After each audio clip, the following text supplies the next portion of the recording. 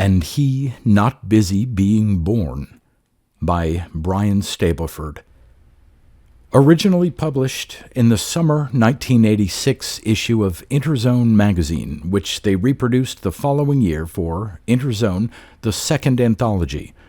Republished in 3 more anthologies, a French one in 1995, The British Way in 1998, and a German one in 2001.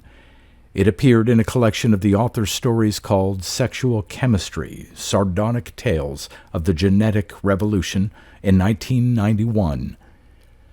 Read by Darrell T. Smith II for my channel Quasar Spectra. And He Not Busy Being Born.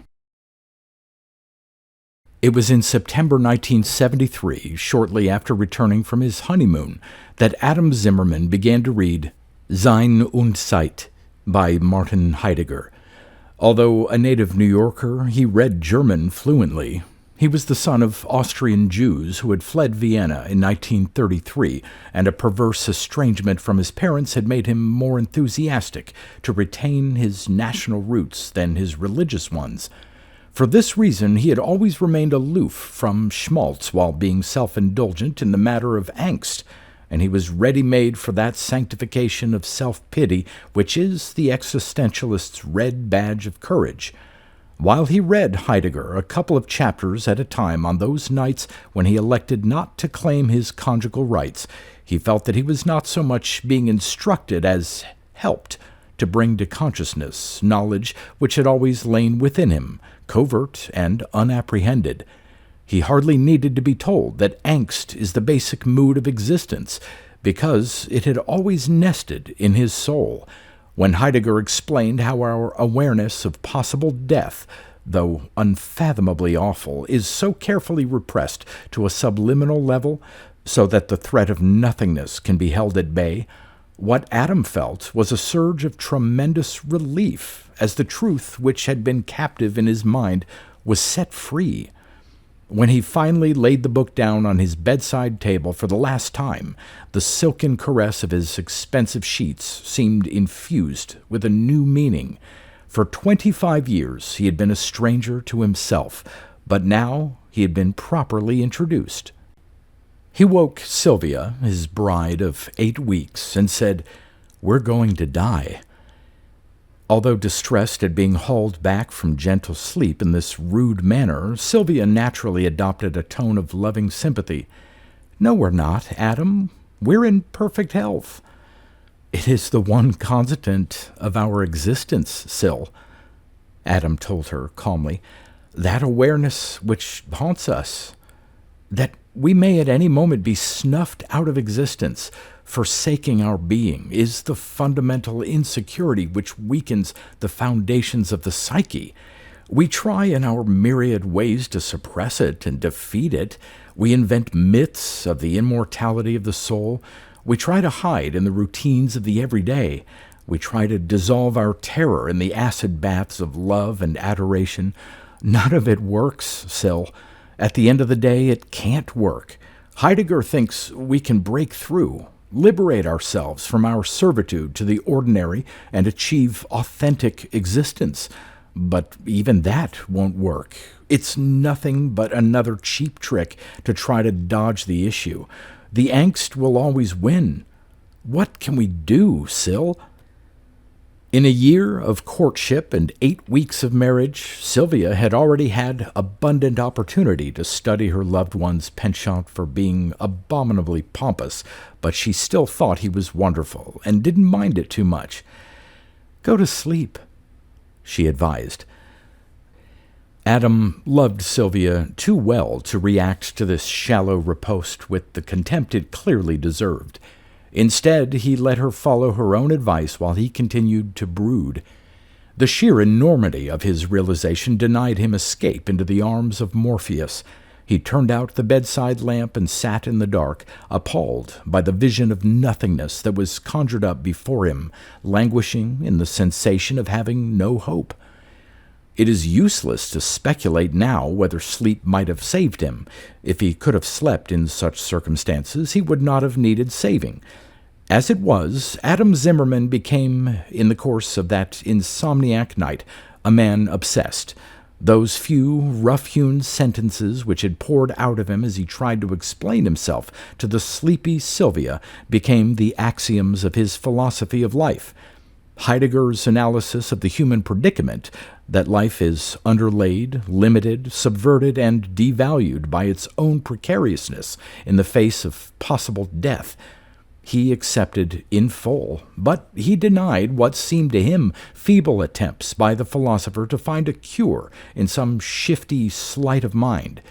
He went on to read the work of other existentialist writers and became especially fond of Sartre after nausea made him throw up, but try as he might, he could attain no age of reason, obtain no reprieve, and discover no iron in the soul. Adam was tempted for a while to abandon his job as a high-powered company accountant on the grounds that there was something absurdly meaningless about the ceaseless juggling of figures. It seemed to exemplify that desperate absorption in the trivial, which was one of the hollowest of false solutions to the problem of being. He played the guitar well. It was his one mode of relaxation, and he contemplated beginning a new career as a spaced-out folk singer, growing his hair and beard and changing his name to Adam X to symbolize the falseness of the family as a conduit of intergenerational continuity. He decided against it in the end because hippiedom was already passé and because he thought of a better plan. Sylvia applauded this decision heartily, but was later to divorce him anyhow, on the grounds that he was too gloomy and could not provide her with essential emotional support.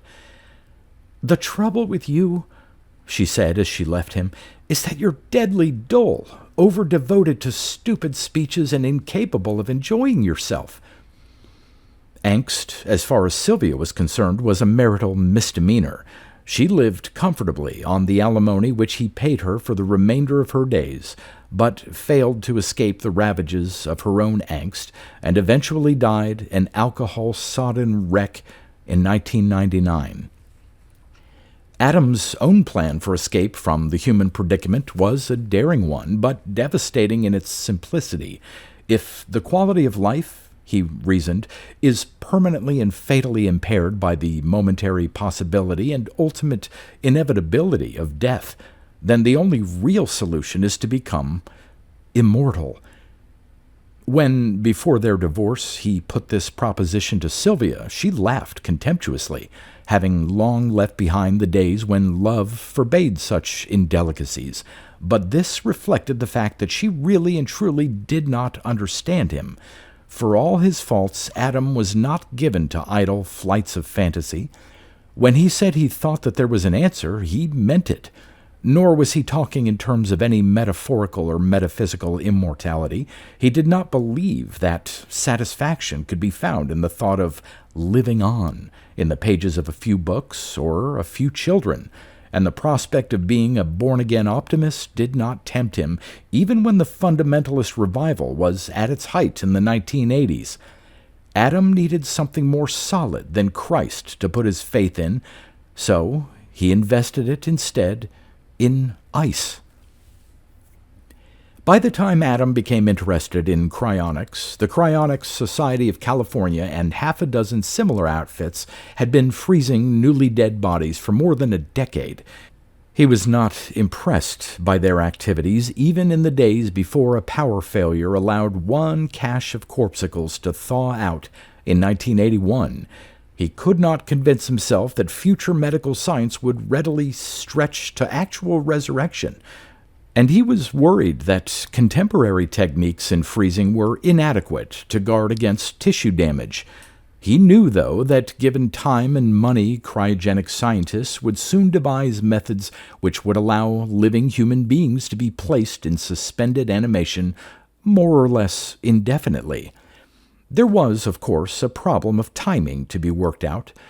Before being frozen down, Adam wanted to wait until the most sophisticated techniques could be put at his service, but on the other hand, he wanted to be hale and hearty at the time. He knew, too, that he was going to need considerable wealth if he were to get the best of care during several centuries of inactivity. It was not easy to weigh all these things in the balance, but years of devotion to the juggling of figures had given him an unparalleled skill in calculation. He eventually decided that he must be frozen down in the year 2001, when he would be 53 years old. For safety's sake, it would be advisable to have at least $1 billion at his disposal.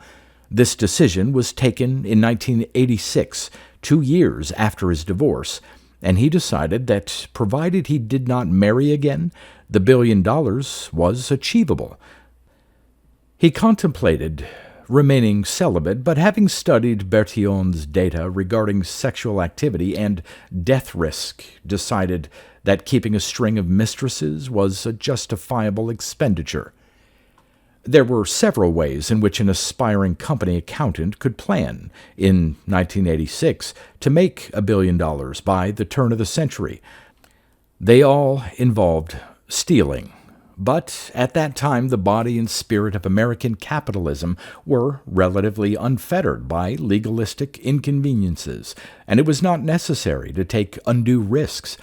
Adam did not, of course, steal from the corporations which employed him, but only for them, taking an entirely reasonable commission on every deal. Adam was fortunate in his dealing during the 1990s, which were, for so many, the golden age of capitalism, the days of the multinational frontiersmen, the buccaneers of international finance, and the software stormtroopers, when hardly a month went by without a whole nation going bankrupt. Adam took a lion's share during the heady years of the asset stripping of the Third World, and was one of the quiet men who masterminded the great Tokyo crash of 1996, which smashed the brittle commercial hegemony of the new samurai and brought the entire world electronics industry into a corner whose anchorage was in the belly of the corporation which numbered Adam among its brain cells. Although his part in these transactions made him one of the wealthiest men in the world, Adam remained rather modest and unassuming in dress and manner. His legion of aides and assistants thought him shy and kind, though he did have an annoying habit of giving them pompous little lectures on the power of positive thinking, the virtues of thrift, and the dangers of hedonism.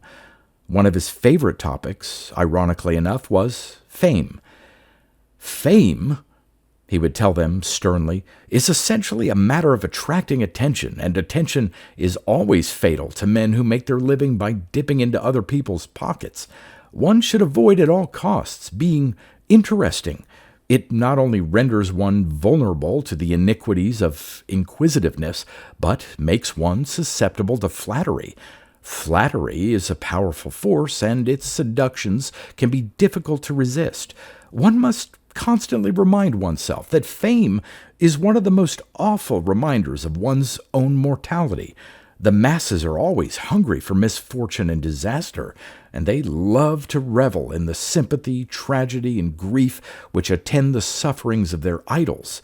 The public invents celebrities mainly in order to revel in their decay and extinction, and fame always breeds sickness and self-abuse. Such speeches as this were taken by his associates as evidence of cynicism, and it was widely assumed that Adam Zimmerman was an unhappy man. The story got around among those who knew him that his life had been blighted when his one great love, Sylvia, had deserted and divorced him, and that his relentless money-making was a pathetic compensation for his failure in the one aspect of his existence which really meant something to him. Even his mistresses believed this, and perhaps with better cause, because sometimes, in the grip of postcoital tryst, he would weep a few tears for all the people in the world who were wretched and starving because he and others like him were appropriating all the wealth which, in a saner world, might have made them comfortable. In such moods as this, he would utter statements of a different kind. "The thing we have to remember," he would say, earnestly, "is that we are all dying with every moment that passes. We begin to die even before we are born. The moment an ovum is fertilized, it begins to age. The embryo is aging even while it grows, and the period when the forces of growth can successfully outweigh the forces of decay is brief indeed. We think that we are still possessed by the bloom of youth at 20, but this is an illusion. Death begins to win the battle against life when we are barely 9 years old. After that, though we continue to increase the size and number of our cells, the rot of mortality is set in. The equilibrium is past, and the new cells we produce already show the signs of senescence in the copying errors that have accumulated in the nucleic acids and in the cross-linkages that disable functional proteins. What we call maturation is the seal set upon us by the Grim Reaper, and until science finds a way to reverse these processes, correcting the nucleic acid errors and obliterating the cross-linkages, there is no hope at all for any of us, whether we sleep in silken sheets or starve in arid wastelands. We are all equal before the horror of it, whether we have the best of care or none at all. In such circumstances, there is no honor in conscience, no shame in selfishness. In an evil world, we are free to be evil. His mistresses always understood these arguments because he always picked intelligent companions, but they rarely found it possible to agree with him. Without exception, they concluded that he was lonely, bitter, and neurotic, and pitied him as much as they adored him. He had the knack of finding women who loved him passionately for himself, caring little about his money, and he broke their hearts with careless regularity. Adam never used any of his own funds to support the intensive research in cryogenics carried out by the Ahasuerus Foundation of Cincinnati during the 1990s, but he did prompt the various senators and congressmen who were in the pocket of his corporations to divert massive government funding in that direction.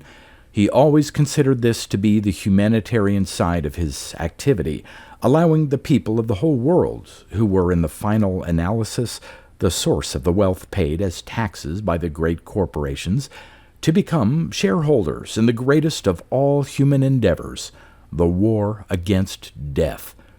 Many of them indeed were privileged by his intervention to become casualties in that war.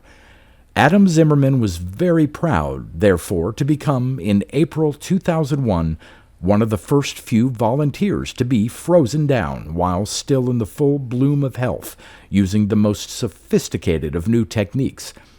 He left his vast fortune in trust to pay rent for his body, if necessary, for thousands of years, while he waited for the war against death to be won and for immortality to become the common heritage of all mankind. By virtue of its links with the corporations for which Adam had worked, aided by the trustees of his fortune, the Ahasuerus Foundation rode out the Great Depression of the 2020s, the resource crisis of the 2040s, and the plague wars of the 2060s. It remained rich and strong through the greenhouse crisis of the 22nd and 23rd centuries, surviving the sporadic hostility of individual saboteurs, Luddite governments, and the predations of the new breed of tax gatherers, which were spawned by the strengthened United Nations once it came to dominate the old nation-states and vie for power with the cosmic corporations which controlled the world's wealth. The Foundation was untroubled by the Ice Age of the 26th and 27th centuries, though it moved most of its holdings, including its richest corpuscles, with the rest of the world's elite to one of the fabulous eco-arcologies which sprang up on the moon once the elaborate technologies of artificial photosynthesis made it fertile. Adam Zimmerman's body was moved from the moon to an orbital habitat in 2724 and back to Earth again in 2887, when the UN's ecological engineers finally brought eternal summer to what had, in pre-glacial days, been the temperate zones of the northern hemisphere. By 3015, Adam was back where he had started, in the new supercity erected on the site of Cincinnati, still at rest in his personal freezer. The trustees of Adam Zimmerman's estate grew very rich, and as generation followed generation, they loyally fought off a series of attempts to have him revived. The first technology of longevity developed in the 24th century, involving drastic tissue renewal surgery, extended the human lifespan to 150 years, but this was far from the immortality which Adam coveted. The technology which replaced it was based on the genetic engineering of human ova, and was not the slightest use to anyone but the unborn, so that by the year 3000, research into the technology of longevity was entirely concentrated in that area of embryonic engineering. The Ahasuerus Foundation had diversified its interests to the point where almost none of its effort was devoted to research which Adam Zimmerman would have considered relevant. Cynical observers suggested that Adam's trustees were showing a marked lack of enthusiasm for the attempt to create the circumstances in which they would have to hand their fortune back to its real owner, but the trustees simply stated correctly that under the terms of their trust they could not bring Adam back into a world such as theirs without betraying his dearest wish. When the UN finally broke the economic back of the cosmic corporations in the 33rd century, Adam's situation changed.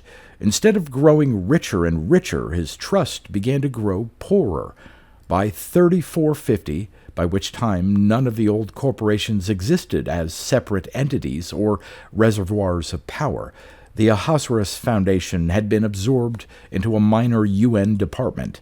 The job of deciding what was to be done with its legion of corpuscles became a matter of petty bureaucratic decision. Many of the legion were recruited by degrees into the land of the living, but Adam's case was a difficult one, and it was in the nature of bureaucracy, even in this era, that decisions were always easier to postpone than to take. The tempo of life had slowed dramatically with the extension of the human lifespan, and these postponements stretched over centuries. Eventually, Adam suffered the ultimate fate of all matters of bureaucratic record. He was forgotten by every living person, his very existence known only to the uncaring intelligence of computer files. Along with 11 other corpuscles, he was consigned to an informational limbo, there to await rediscovery for as long as it might take. By 3750, all the other people frozen down in the second and third millennia had been revived, and cryonic preservation was no longer employed for any purpose at all. But Adam and his companions, exempted by some whim of chance, slumbered on, the electricity supplies to their cryonic chambers carefully maintained by conscientious automata. The world continued to change around them, rather slowly, but they remained quite unaffected. It was, in the event, not until the 47th century that the technology of longevity used by mankind reached its ultimate stage, granting its users what they believed to be a limitless lifespan if they remained untouched by violent accident. It was not until the 52nd century, though, that the rebuilding and renovation of Cincinnati 4 brought back to the surface of the earth the secret chamber where Adam's body had been concealed for more than 1,000 years. The rediscovery was a momentous event in a world where hardly anything new ever happened, and it stirred the imagination of the people of the new golden age of youth and tranquility. In this utopian era, there was no such thing as an unfulfilled need except the need for surprise, and no greater joy was possible than the uncovering of something wonderfully ancient. Unfortunately, the cryonic technology of the year 2001, despite all the effort poured into it by the lavishly funded Ahasuerus Foundation, proved to have been far from perfect. Of the 12 corpuscles stored in the vault, 11 had succumbed to the ravages of putrefaction in spite of everything. Only one could be revived, and the singularity of this seemed a virtual miracle. There was undoubtedly a certain justice in the fact that the sole survivor was Adam Zimmerman, because he had done far more than the other 11 to make sure that the possibility of survival remained open. When Adam awoke, he found himself in a comfortable bed with sheets that felt like the softest and most delicate silk. Beside his bed sat a phenomenally handsome blonde girl who seemed to be about 9 years old. He favored her with a bright smile and asked, "What year is it?" "In your calendar," she told him, pronouncing the words tentatively and a little clumsily, "it is 5186. Adam smiled again, but dared not yet rejoice in the feeling of security which he had promised himself when this moment came. "Are you immortal, little girl?" he asked. "One cannot be sure of that," she said, "but I am 317 years old, and I know no reason why I should not live forever." Adam could not help but laugh at the delightful contradiction involved in a person of 300 years plus looking as if she were only 9, a blonde-haired, snub-nosed poppet with eyes that radiated innocence. Of course, he believed what she said. "And I am to be immortal too," he said, not even phrasing it as a question. It says a great deal for Adam Zimmerman's strength of character and essential resilience that he did not break into tears when she told him, as diplomatically as she could manage in a language which was for her utterly archaic, that he was not. The enormity of it all did not become clear immediately. He learned only by degrees what sort of a world it was to which he had come. His task was made more difficult by confusion, and dogged by a deep depression that was alleviated only occasionally by intervals in which he was simply too overwhelmed by the wonders of the new era to be despairing. The facts of the matter were straightforward. He was in a world where no one died unless he or she chose to do so. Disease and aging were completely conquered, and the probability of fatal accidents had been reduced by technological ingenuity to 0. Minor wounds could be healed by tissue regeneration, even to the replacement of lost limbs or smashed organs. Violence and aggression no longer figured in the repertoire of human behavior. The world was at peace, and it was paradise. No one was born into the world any longer, although the technology existed to clone individuals from single cells, developing the embryos in artificial wombs. All who were alive in this world had been shaped to an ideal of physical perfection by genetic engineers. The development of their bodies had been arrested at that point when the forces of growth held the forces of decay exactly in check, and everyone in the world appeared to Adam's eyes to be 9 years old. The world was without puberty and without sexual intercourse. Such pleasures of bodily contact as there were required neither arousal nor orgasm. All that was known in this era about the technology of longevity concerned methods of engineering human egg cells and early embryos. Immortality was simply programmed into human nature. Even the primitive methods of tissue renewal, which had first given longevity to men of the 3rd millennium, had not been practiced for thousands of years, and to attempt them would be a hazardous business. Despite the awesome sophistication of the science these people had at their disposal, there was little they could think of doing to help preserve Adam's life beyond its own programmed span. They could protect him from disease and from cancer, and could help regenerate his tissues as they wore out. But about the copying errors that accumulated in his DNA and the cross-linkages that were disabling his proteins, they could do nothing. He might live to be 100, perhaps 120, but then he would die. Adam realized slowly that he was the only person in the world doomed to senescence and death. He was the only person in the world who was the victim of Heidegger's angst. He was also the only person in the world possessed of sexual desire, and though the people of the new era were perfectly willing to help him serve these urges if he wished, he was not psychologically equipped for life in a pedophile's utopia. His sensibility revolted at the thought of intercourse with persons who appeared to be 9 years old, whatever their real age might be. The fact that he was still completely cut off from his heart's desire, though everyone else in the world was not, was only one of the ironies in Adam's new situation. He awoke to find himself famous. By virtue of his nature, he was the object of a fascination greater and more widespread than had been attained by any other man in history. There was not a man or woman in the world who did not know about Adam Zimmerman, who did not want to see and touch Adam Zimmerman, who did not want to be kept informed of every detail of his progress through life. The world was hungry for his thoughts, besotted with his actions.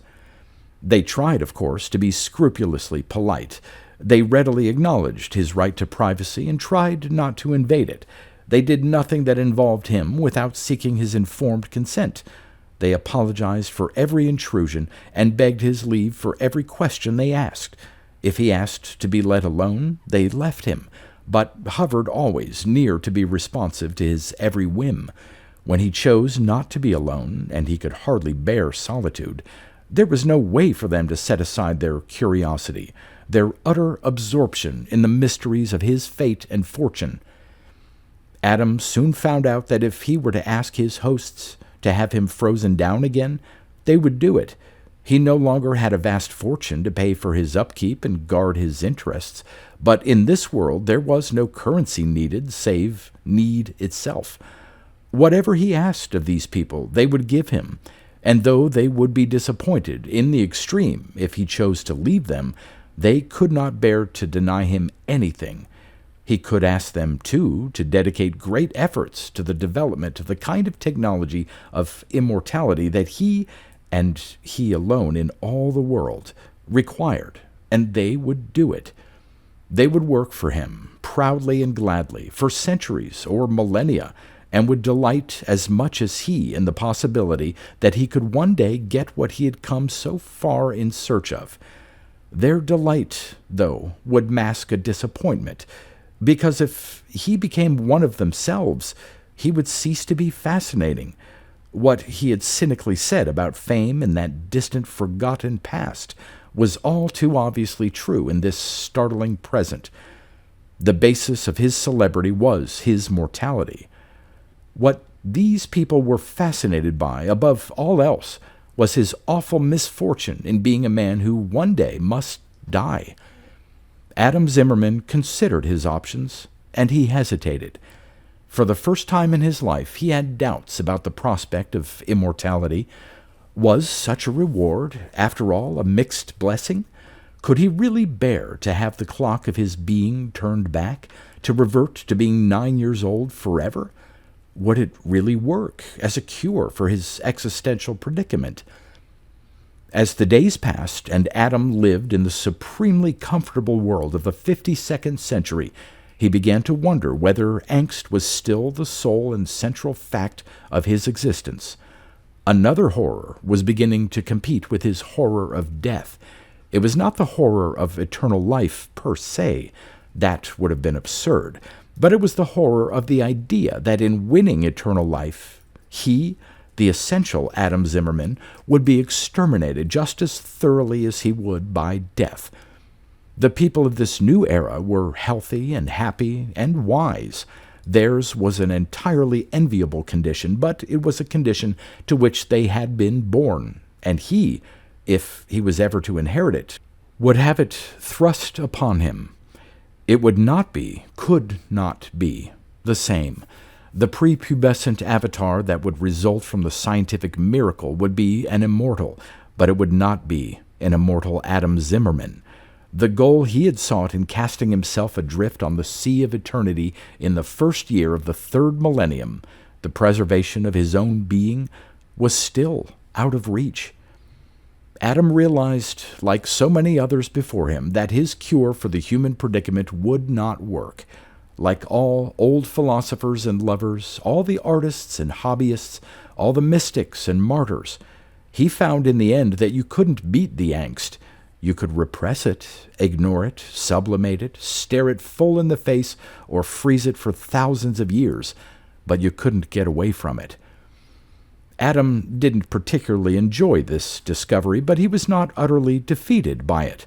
Alongside the realization that he didn't really want the kind of immortality these people might procure for him, came the realization that there was an alternative open to him.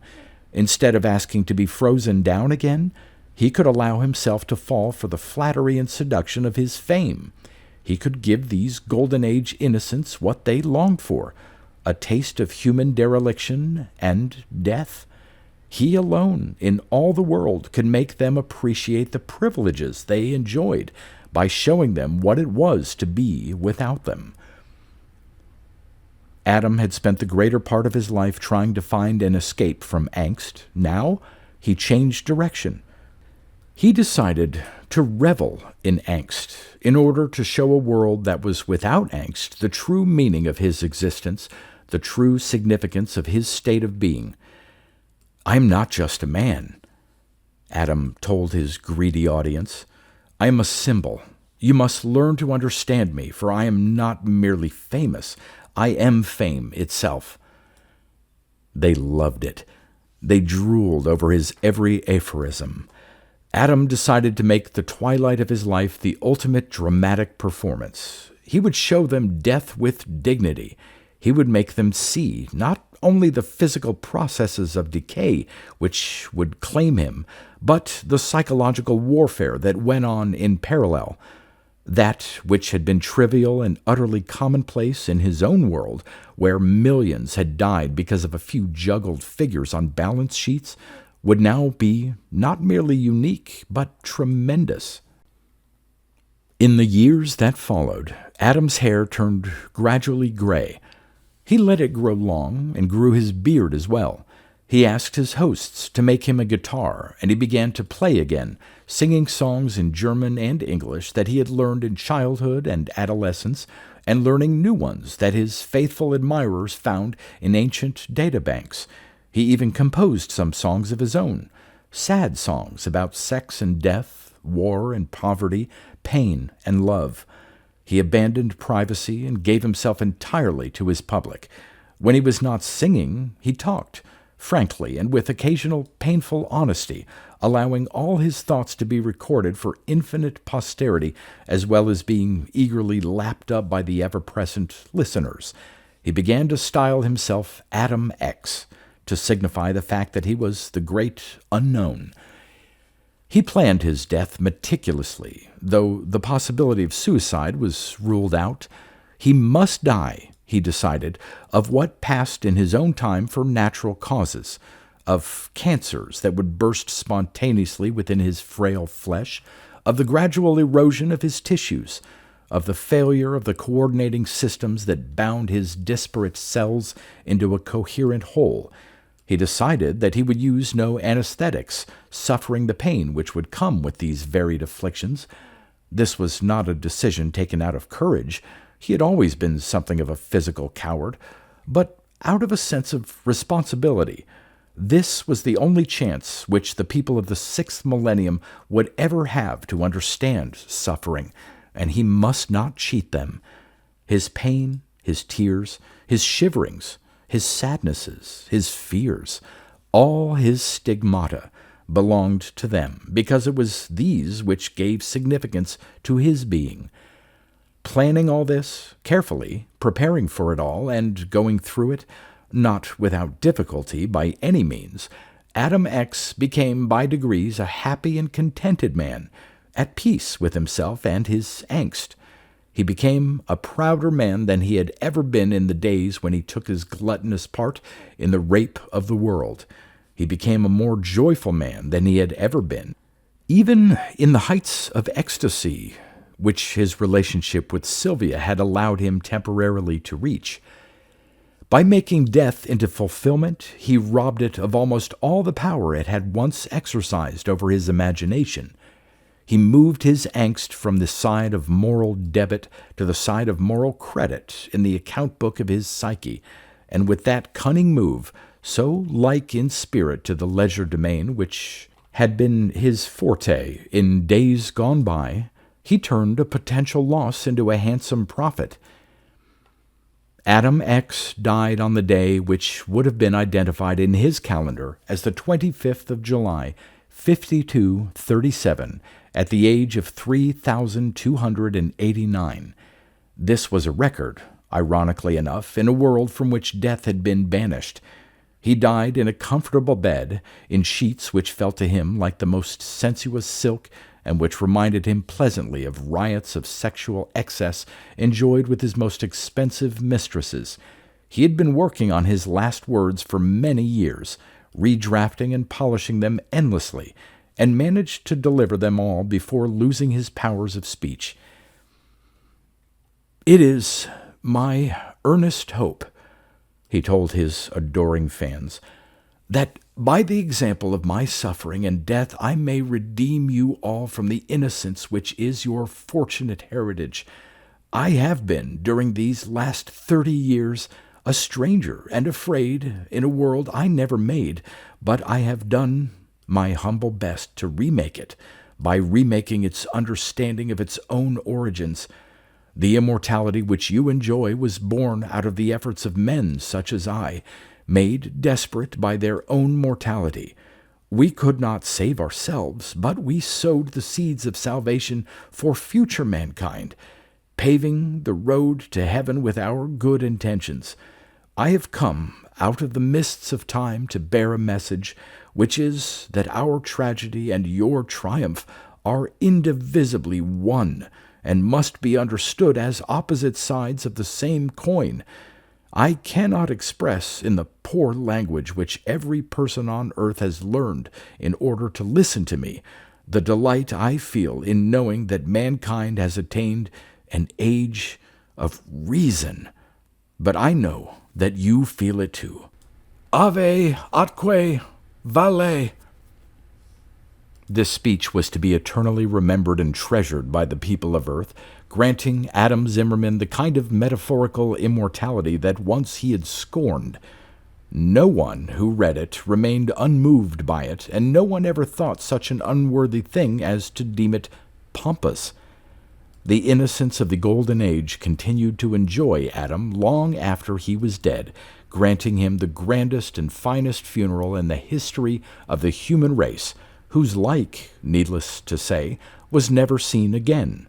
They replayed his speeches on TV again and again, without end, for they remained the only resource mankind had left in savoring the bittersweet sympathies of tragedy.